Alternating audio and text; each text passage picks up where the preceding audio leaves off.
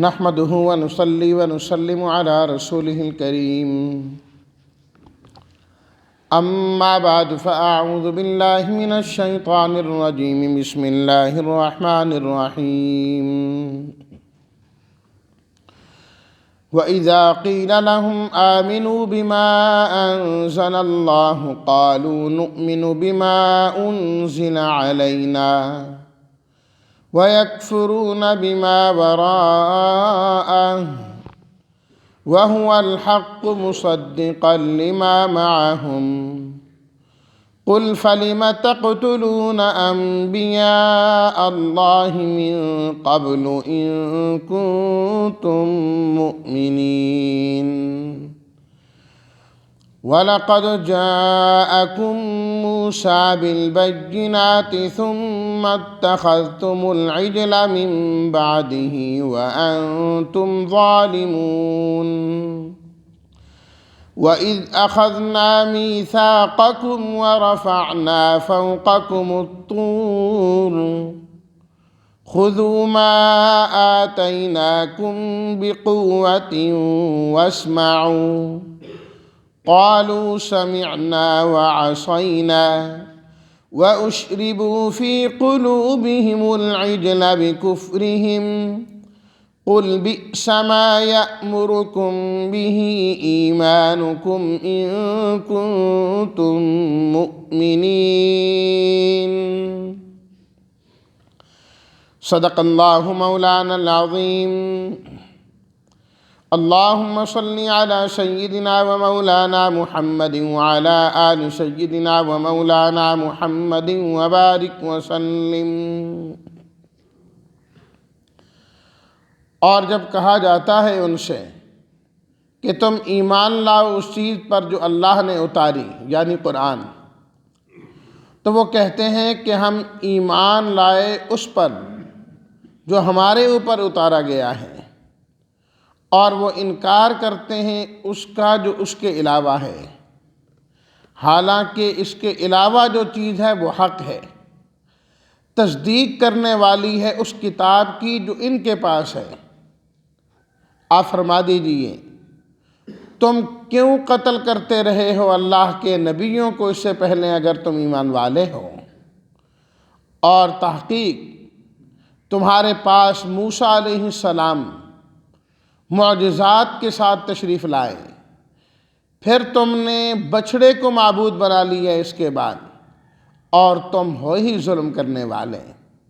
اور یاد کرو جب ہم نے تم سے پختہ عہد لیا اور تمہارے اوپر طور پہاڑ کو بلند کیا، ہم نے کہا خذوا ما آتیناکم بقوۃ واسمعوا، لے لو وہ جو ہم نے تمہیں دیا ہے مضبوطی کے ساتھ اور غور سے سنو۔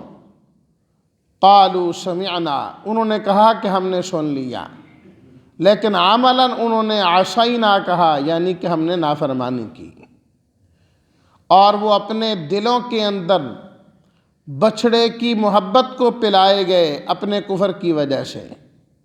آپ فرما دیجئے بہت بری ہے وہ چیز جس کا تمہیں تمہارا ایمان حکم دیتا ہے، اگر تم ایمان والے واقعتاً ہو تو۔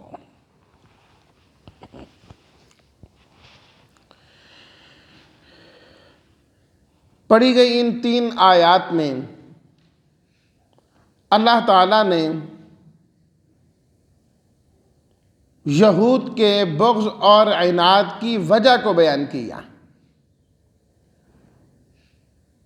کہ انہوں نے نبی کریم صلی اللہ علیہ وسلم کی نبوت اور رسالت کا، آپ پر نازل ہونے والی کتاب کا انکار کس بنیاد پر کیا؟ اللہ تعالیٰ نے خود آیت نمبر 90 میں فرمایا بغیاً ان ینزل اللہ، انہیں حسد تھا اور ضد تھی اس بات سے کہ اللہ تعالیٰ یہ نبوت اپنے بندوں میں سے جس کو چاہتے ہیں کیوں عطا کرتے ہیں، یہ نبوت اور یہ قرآن تو بنو اسحاق بنی اسرائیل میں ہونا چاہیے تھا۔ اب اللہ تعالیٰ نے ان کے بغض کو اور اس حسد کو ان 3 آیات میں کھول کر بتایا، اور 5 وجہ جو ہے ان کے دعوے کی ذکر کی، ابھی تفصیل کے ساتھ آ رہی ہے بات۔ فرمایا کہ دیکھو جب ان سے کہا جاتا ہے آمنوا بما انزل اللہ، کہ تم ایمان لاؤ اس پر جسے اللہ نے اتارا ہے، قرآن مجید، کہ یہ اللہ تعالیٰ کا نازل کردہ ہے۔ جس طرح تورات کو اللہ تعالیٰ نے موسیٰ علیہ الصلاۃ والتسلیمات پر نازل کیا، اسی طرح قرآن مجید کو نازل کرنے والے بھی خود اللہ تعالیٰ ہیں، کوئی اور نہیں ہے۔ اگر تم آسمانی کتابوں پر ایمان رکھتے ہو اور تمہیں یقین ہے اس بات کا کہ اللہ نے تورات نازل کی، تو اسی اللہ نے قرآن بھی نازل کیا ہے۔ نازل کرنے والا تو تمہارا رب ہی ہے نا، وہ اللہ ہی ہے، تو پھر اس کو بھی مانو اور ایمان لاؤ۔ تو وہ جواب کیا دیتے ہیں؟ نؤمن بما انزل علینا، ہم تو اس پر ایمان لائے ہیں اور لاتے ہیں جو ہمارے اوپر اتارا گیا ہے۔ فرمایا یہ تو پھر ہمارے والی بات ہوئی نا، تم نے یہ تو نہ دیکھا نا کہ اتارنے والا کون ہے، جو ہمارے پاس ہے بس وہ ہے سب کچھ۔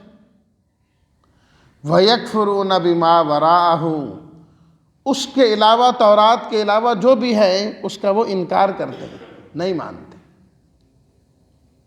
فرمایا کہ ان کا یہ طریقہ اور یہ چیز بالکل غلط ہے کہ ہمارے اوپر جو نازل ہے اسے تو ماننا ہے، جو اللہ کسی اور پر نازل کر دیں گے وہ نہیں مانیں گے۔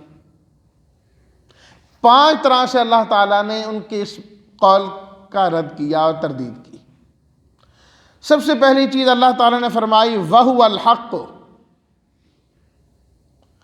کہ اللہ نے تورات کے علاوہ جو نازل کیا ہے یعنی قرآن مجید، یہ تو سراسر حق ہے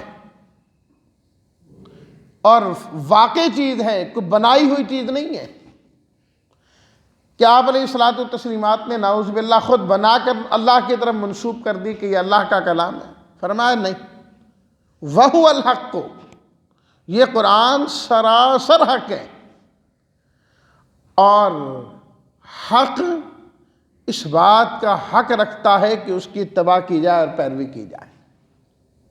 وَالْحَقُّ أَحَقُّ أَن يُتَّبَعَ، حق اس بات کا حق رکھتا ہے کہ اس کی پیروی کی جائے۔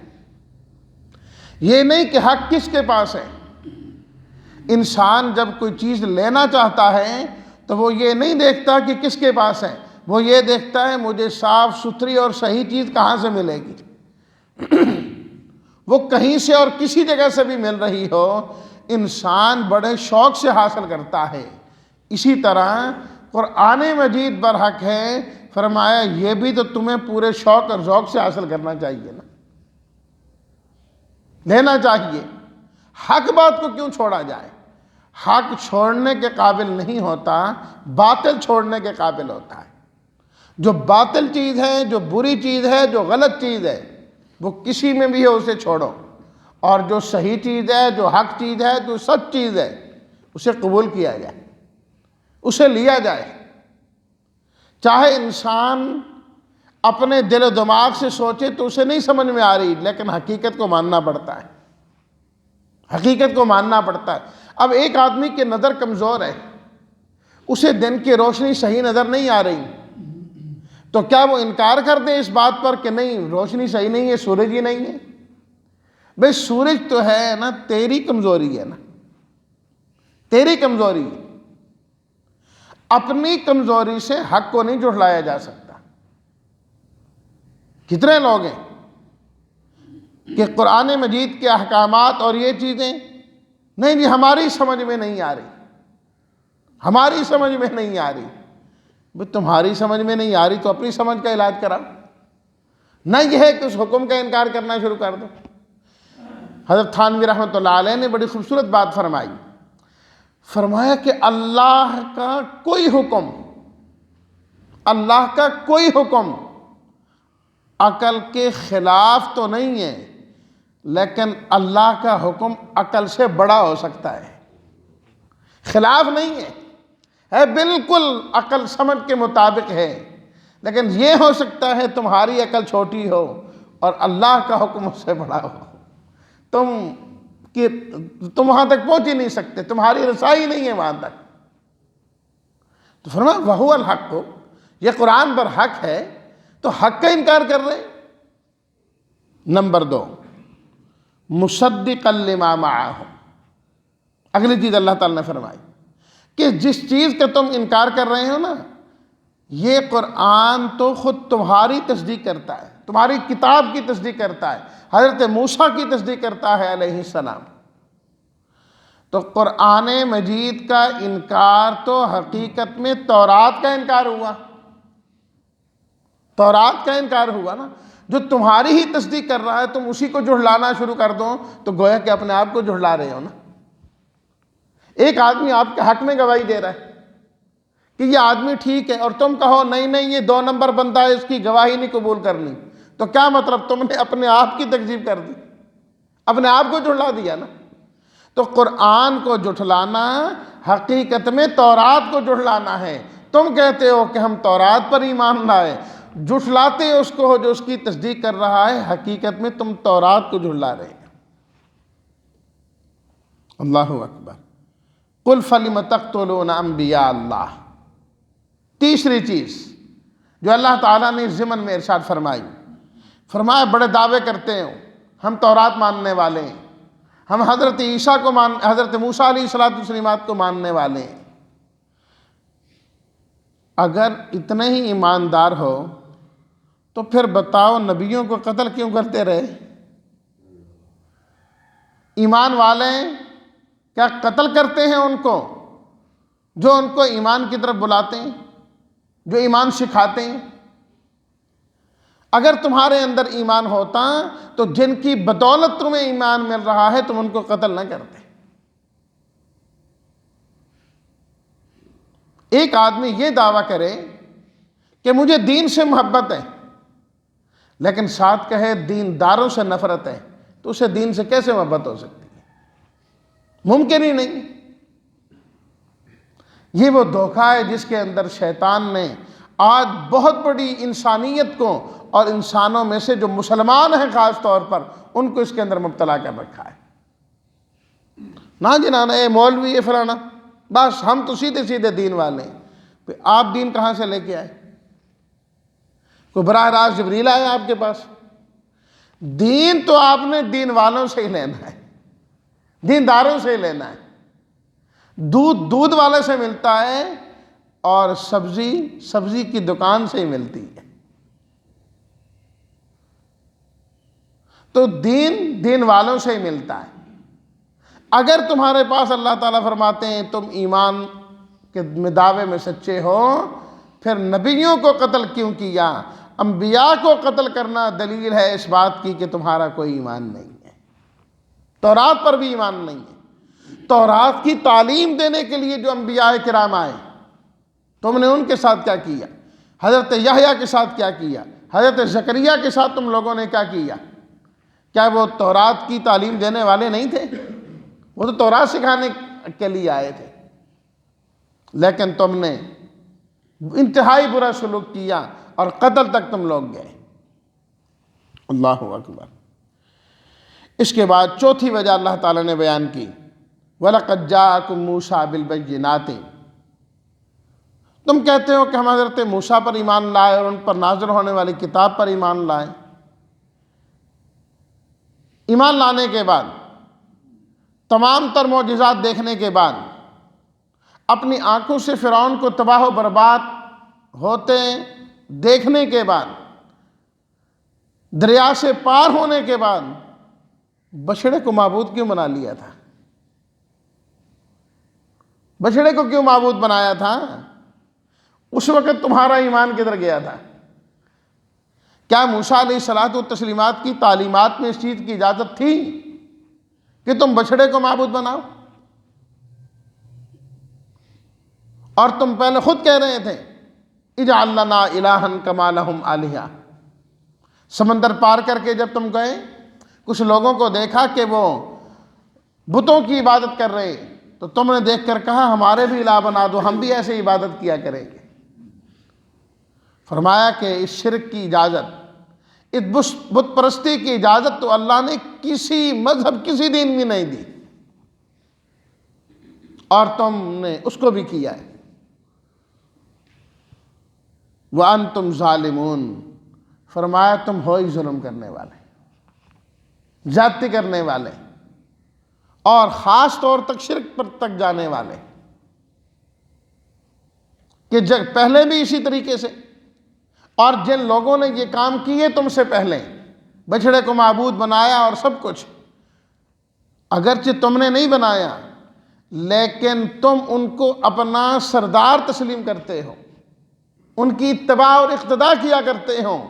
جو جس کو اپنا قائد تسلیم کرتا ہے وہ اس کی ہر بات سے راضی ہوا کرتا ہے کہ یہ میرا قائد ہے۔ اور اس کے بعد تیسری آیت میں اللہ تعالیٰ نے ان کے اس دعوے کی 5واں رد کیا، فرمایا تمہیں وہ وقت یاد نہیں ہے جب تمہیں تورات بھی مل گئی، معجزات بھی دیکھ چکے تم، لیکن ماننے کے لیے تم تیار نہیں تھے،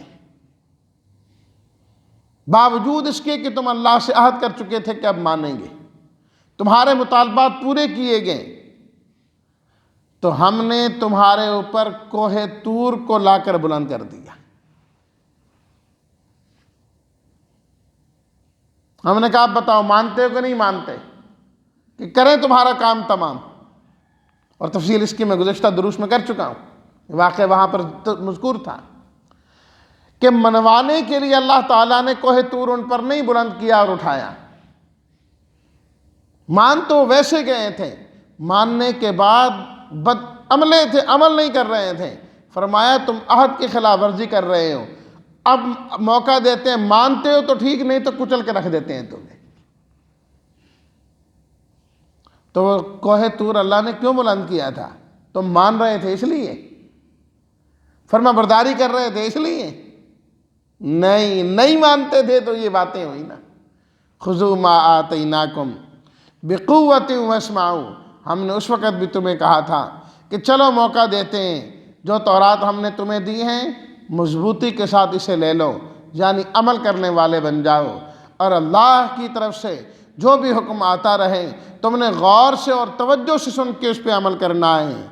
لیکن نتیجہ کیا ہوا؟ کوہ طور کو تمہارے اوپر بلند کرنے کے باوجود بھی اس وقت تو تم نے کہہ دیا سمعنا، اے اللہ ہم نے سن لیا ہے، اب ہم نے بات سن لی ہے، سمجھ آ گئی، اب ہم مانیں گے۔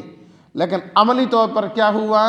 وَعَصَيْنَا، تم نے عملاً اس پر کام کیا ہی نہیں، گویا کہ تم نے زبان سے کہا سمینا اور دل سے کہا عصینا، اوپر سے تھا کہ سن لیا مانیں گے، دل میں تھا نہیں مانیں گے۔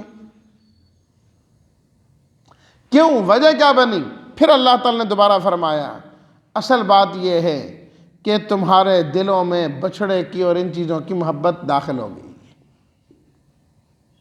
جب کسی انسان کے دل میں شرک کی محبت آ جائے، بو پیدا ہو جائے، وہ انسان پھر شرک کی طرف تو جاتا ہے، اللہ کی توحید اور وحدانیت اس سے برداشت ہوتی ہی نہیں، پھر دن بدن وہ شرک کی دلدل میں پھنستا ہی چلا جاتا ہے اور ہمیشہ غیر اللہ کے در کا وہ محتاج بن جاتا ہے۔ یہی وجہ ہے کہ جب انہوں نے کہا نا کہ ہمارا الہ بنا دو جس طرح ان کے، سمجھایا گیا کہ نہیں، توبہ تو کر لی انہوں نے لیکن دل سے نفرت غیر اللہ کی نہیں گئی۔ جب دل سے نفرت نہیں گئی تو بعد میں بچھڑے کو معبود بنا بیٹھے، پھر منع کیا گیا، فرمایا اب تمہاری توبہ اس طرح ہم نے قبول نہیں کرنی، اب قتل کے ذریعے سے تمہاری توبہ کو قبول کیا جائے گا۔ اس لیے قتل کے بارے میں سختی کی گئی کہ توبہ کا طریقہ یہی ہے کہ اب قتل کرنا ہے تم نے ایک دوسرے کو، تب جا کے تمہاری توبہ کو قبول کریں گے۔ قُلْ بِئْسَ مَا يَأْمُرُكُمْ بِهِ إِيمَانُكُمْ إِن كُنتُم مُؤْمِنِينَ، اے اہل کتاب اگر تم واقعی ایمان والے ہو تو پھر تو تمہارا ایمان تمہیں بہت بری چیزوں کا حکم دیتا ہے، کوئی اچھی چیزوں کا حکم تو نہیں دے رہا، تو کیا مطلب ایمان ہے ہی کوئی نہیں ہے۔ اگر انسان کے دل میں ایمان ہو پھر اللہ کی طرف سے جو حکم آتا ہے، نیا حکم آتا ہے، وہ اسے دل و جان سے تسلیم کرتا چلا جاتا ہے۔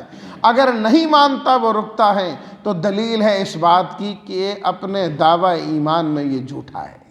تو فرمایا کہ یہ لوگ جو کہتے ہیں کہ ہم ایمان والے ہیں لیکن ایمان تورات پر ہیں، اللہ تعالیٰ نے فرمایا 5 وجہ سے ان کا یہ دعویٰ غلط ہے۔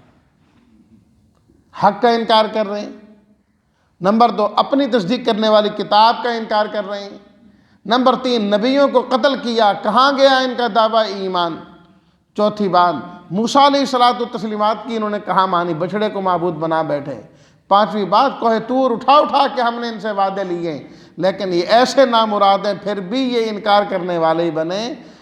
قرآن پر تو ایمان ان کا ہے ہی نہیں ہے، تورات پر بھی ان کا ایمان کوئی نہیں ہے۔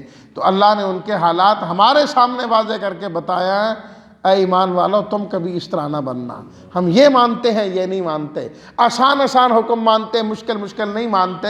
آج ہم میں بھی تو یہی بات ہے نا کہ جو آسان ہو ہاں یہ تو ٹھیک ہے، یہ سنت ہے، یہ فلائیں، جو ذرا مشکل والی ہے نہیں یار یہ تو بہت مشکل ہے۔ پھر ایمان تو ہے کہ اس مشکل کو بھی مانو، آسان کو بھی مانو۔ اگر یہ حکم آ جائیں کہ یہاں بیٹھنا ہے، دعائیں مانگنی ہے، ذکر اذکار کرنا ہے، مسواک کرنے ہیں، یہ حکم اچھے لگتے ہیں مانو، جب جہاد کا حکم آ جائے تو وہ بھی دل و جان سے تسلیم کرنے والے بنو۔ اسلام کے دفاع کی بات آ جائیں پھر انسان کو وہاں پر بھی پیچھے نہیں ہٹنا چاہیے، سینہ تان کے کھڑا ہونا چاہیے۔ یہ ہے انسان کا ایمان کہ انسان کو ہر جگہ اللہ کے حکم ماننے کے لیے کھڑا کر دیتا ہے۔ اللہ ایسا ایمان ہم تمام کو نصیب فرمائے۔ وآخر دعوانا ان الحمد للہ رب العالمین۔